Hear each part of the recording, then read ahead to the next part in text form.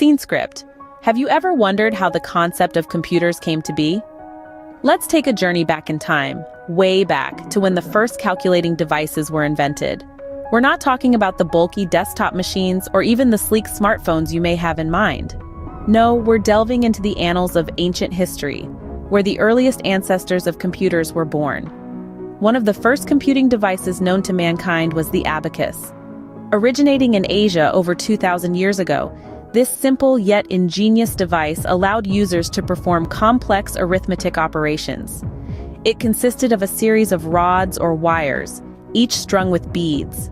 By moving the beads along their rods, users could carry out calculations, making the abacus an essential tool for merchants and mathematicians alike. In addition to the abacus, there was the Antikythera mechanism. This ancient Greek device, often referred to as the world's first analog computer, was used to predict astronomical positions and eclipses for calendrical and astrological purposes. It's a testament to the extraordinary engineering prowess of the ancient Greeks. Fast forward to the 17th century, and we see the dawn of mechanical calculators. Blaise Pascal, a French mathematician and philosopher, designed and built one of the first mechanical calculators called the Pascaline. This device could perform addition and subtraction directly, and multiplication and division through repeated addition or subtraction. Around the same time, German polymath Gottfried Wilhelm Leibniz invented a machine that was a significant improvement over Pascal's design. Leibniz's calculator, known as the step reckoner, could perform all four basic arithmetic operations. It marked a significant leap in the evolution of calculating machines. These early devices, from the simple abacus to the sophisticated Antikythera mechanism and mechanical calculators, were the precursors to the modern computer. They represented a primal urge in humans to make calculations easier and more accurate. Each played a crucial role in the progression of computational technology, paving the way for the sophisticated devices we rely on today. These early devices laid the groundwork for the computers we know today. So, when did the term computer start to resemble what we know today? Well, it's time we take a leap to the mid-1800s, where an English polymath, Charles Babbage, was brewing a revolution in his mind. He conceptualized the analytical engine, a mechanical general-purpose computer that was miles ahead of its time. Just imagine, in an era of steam engines and horse-drawn carriages, Babbage envisioned a machine that could perform complex calculations automatically. This idea of the analytical engine was the seed that would eventually grow into the massive forest of modern computing we find ourselves in today. However, Babbage's vision wouldn't have taken flight without the brilliance of a certain mathematician, Lady Ada Lovelace. She saw the potential in Babbage's mechanical marvel and took it a step further. Lovelace wrote an algorithm intended for processing by the analytical engine, earning her the title of the world's first programmer. She foresaw a future where machines like the analytical engine could create not just calculations, but art and music. In essence, she predicted the multi-purpose computers we use today. But the birth of modern computing didn't stop there. Fast forward to the 1940s, when the world was in the throes of World War II. A secret project was underway at the University of Pennsylvania. The Electronic Numerical Integrator and Computer, or ENIAC as it was known, was the first electronic general-purpose computer. It was a behemoth, taking up an entire room, and its purpose: to calculate artillery firing tables for the United States Army. ENIAC represented a significant leap from Babbage's mechanical designs. It was a fully electronic machine, capable of being reprogrammed to solve a vast range of problems. It was in many ways the realization of Babbage and Lovelace's vision. These developments signaled the birth of modern computing. From the concept of the analytical engine to the reality of ENIAC, each step was a giant leap towards the computers we know and rely on today. But how did we move from room-sized machines to the personal computers we have today? The answer lies in a combination of technological advances and visionary thinking. Our journey begins in the late 40s at Bell Labs, where a team of scientists created the first transistor. This tiny yet powerful device revolutionized the world of computing. Transistors were much smaller and more efficient than vacuum tubes, the technology previously used in computers. This meant that computers could also become smaller and more efficient. The impact of the transistor cannot be overstated. This invention was a pivotal moment in the history of computing, setting the stage for the miniaturization of electronic components that would eventually lead to the personal computers we have today. As the 60s and 70s rolled around, transistors evolved into integrated circuits or microchips. These were even smaller and more powerful, allowing for the development of computers that were not only compact but also affordable.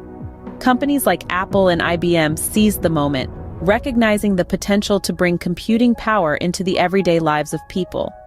In 1976, Apple launched the Apple I, a computer kit for hobbyists, followed by the Apple II in 1977, a ready-to-use computer which was a hit with both businesses and consumers. Meanwhile, IBM was not far behind. In 1981, they introduced the IBM Personal Computer, or PC, which quickly became the standard in business computing. This period of rapid development and innovation is often referred to as the computer revolution. It was a time when computers went from being massive, expensive, and inaccessible machines to compact, affordable, and user-friendly devices. This revolution didn't just change the face of technology, it changed the way we live and work. It made computing personal, bringing computers out of the labs and into our homes and offices. And that's how we moved from room-sized machines to the personal computers we have today. This revolution brought computers into homes and offices worldwide, and it set the stage for the digital age that was to come. And what about the leap to the digital age we live in now? The digital age, also known as the information age, is a period in human history marked by the shift from traditional industry to an economy based on information technology. It's a time when information became freely available and accessible, thanks to a certain invention that revolutionized the world as we knew it, the World Wide Web. In the early 90s, a man named Tim Berners-Lee, a British engineer and computer scientist, came up with an idea to create a network of information that could be easily accessed from anywhere in the world. Little did he know, this would lay the foundation for the internet as we know it today. But the World Wide Web was just the beginning. The rise of the internet sparked a series of technological advancements that would transform the computer industry and the way we interact with technology.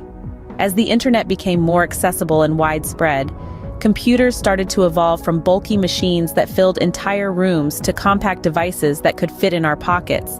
This was the birth of the era of portable computing. Smartphones, tablets, laptops, smartwatches, the list goes on. These devices have not only made computing more accessible, but also more personal. We're no longer tied to a desk or a specific location to access information or perform tasks. We can now carry an entire world of information in our pockets, accessible at the touch of a screen. But it's not just about accessibility.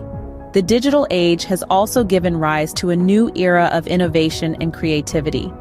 From developing life-saving medical applications to creating immersive gaming experiences, computers have become a canvas for our imagination, enabling us to push the boundaries of what's possible.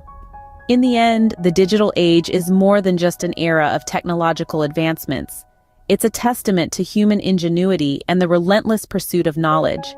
It's about breaking down barriers and creating a world where information is not just a privilege, but a right. These advancements have made computers an integral part of our daily lives. So, where are we heading next in the world of computing? As we stand on the shoulders of giants, we gaze into a future brimming with potential.